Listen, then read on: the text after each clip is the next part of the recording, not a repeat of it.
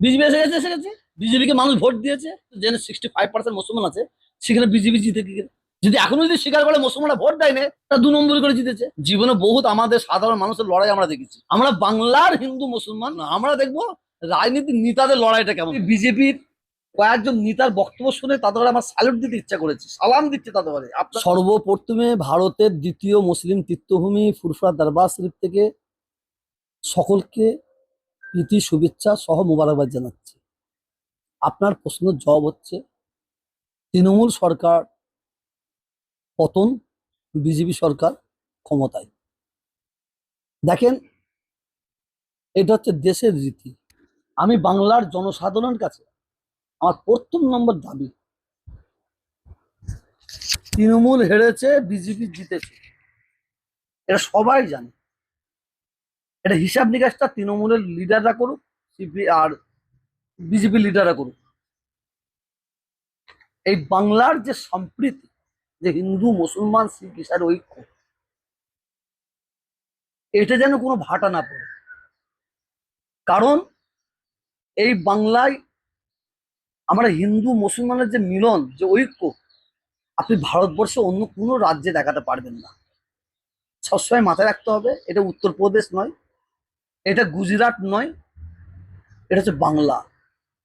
বাংলার প্রত্যেকটা হিন্দু, প্রত্যেকটা মুসলিম শিখ ইসাই, আমরা প্রত্যেকে চাই যে আমাদের যে বন্ধুত্ব, আমাদের যে ভালোবাসা, আমাদের যে মিলন, এটা কোনো না ভাটা পড়ে। কিন্তু ভোটের পরে কোনো কিছু কিছু জায়গায় অশান্তি হয়েছে।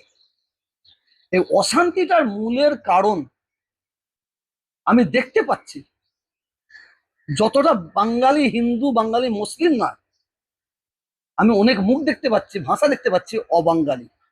এটা আমি দেখতে পাচ্ছি। আমি অবাঙালি ভাইদের আমি খারাপ বলবো না, কেন একটা মুসলিম যদি ভুল করে ফেলে, আঙুলটা মুসলিম জাতির দিকে যায়। একটা হিন্দু যদি ভুল করে ফেলে, আঙুলটা হিন্দু জাতির দিকে মানুষ করে।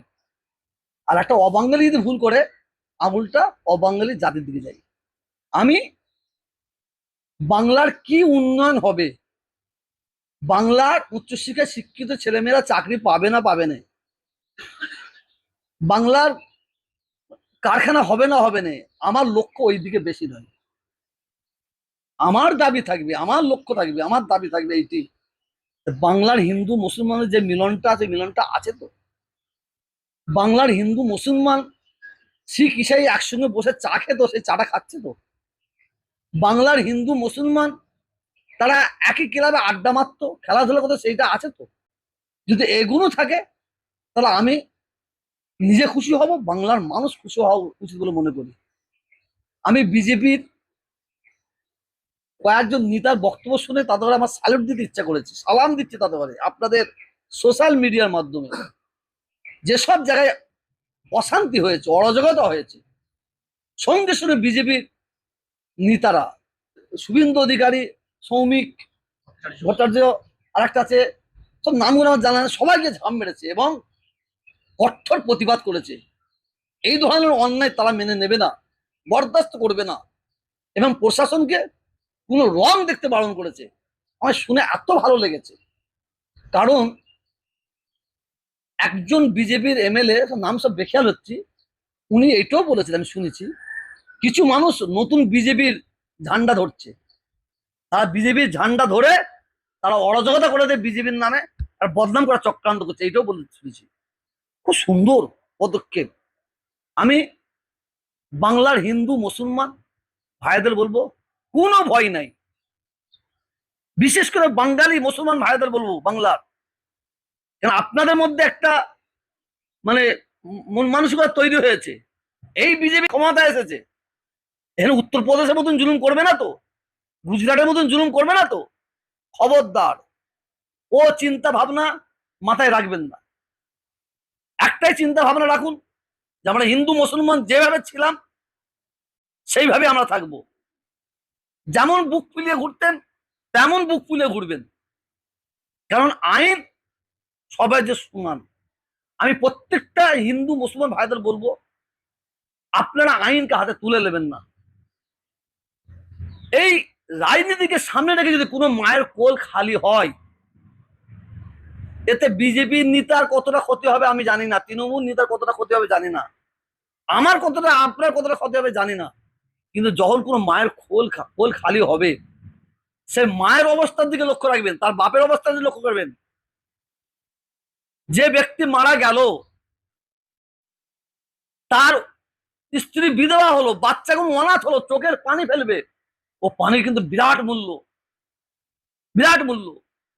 অতএব কিছু মানুষ আছে বিজেপি ঝান্ডাকে সামনে রেখে তারা ঘোলা মাছ, ঘোলা জলে মাছ ধরতে বেরোবে, এই বাংলার শান্তির বাংলাকে অশান্তি করার চক্রান্ত করবে। তাদের ফাঁদে আমরা কোনো, বিশেষ করে বাঙালি হিন্দু, বাঙালি মুসলমান, আমরা তাদের ফাঁদে না পা দিই। আর যারা অবাঙালি আছে তাদের কাছে আমার অনুরোধ থাকবে, আপনাদেরও দায়িত্ব, অন্য রাজ্য থেকে এসে এখানে বসবাস করেন, এখানে বিজনেস করেন, সুন্দর জায়গায় অন্য রাজ্য থেকে কেউ না এসে অশান্তি তৈরি করে, সেইটা লক্ষ্য করার জন্য অনুরোধ করব। আমি ভারতের দ্বিতীয় মুসলিম তীর্থভূমি ফুরফুরা দরবার শরীফ থেকে আমি লক্ষ্য রাখছি কোন জায়গায় কি হচ্ছে, কিভাবে মানুষের মধ্যে মানে মানে জুলুম হচ্ছে, এও লক্ষ্য রাখছি। আমি নিশ্চয়ই প্রশাসনকে জানাবো এবং প্রশাসনের কাছে আমি দাবি রাখবো, কোনো রং নাই, কোনো কালার নাই, কোনো জাত নাই, অন্যায় অন্যায় অন্যায় যারা করবে তাদের উপরে কঠোর আইন প্রয়োগ করতে হবে। মুসলিমদের উপর অত্যাচার করবে, মানে এগুলো যে দেখাতো, দেখা যাচ্ছে কাজে তো বিজেপি এসে গেল, এবার কি হবে? কি হয়েছে? বিজেপি এসে গেছে, এসে গেছে, বিজেপিকে মানুষ ভোট দিয়েছে। ওই কেউ কেউ বলতো আমাদের 1% মুসলমান ভোট দেয়নি, 2% মুসলমান ভোট দেয়নি। বলুন তো, জেনে 65% মুসলমান আছে, সেখানে বিজেপি জিতে কি করে? সেখানে যেখানে 55% মুসলমান আছে, সেখানে বিজেপি জিতে কি করে?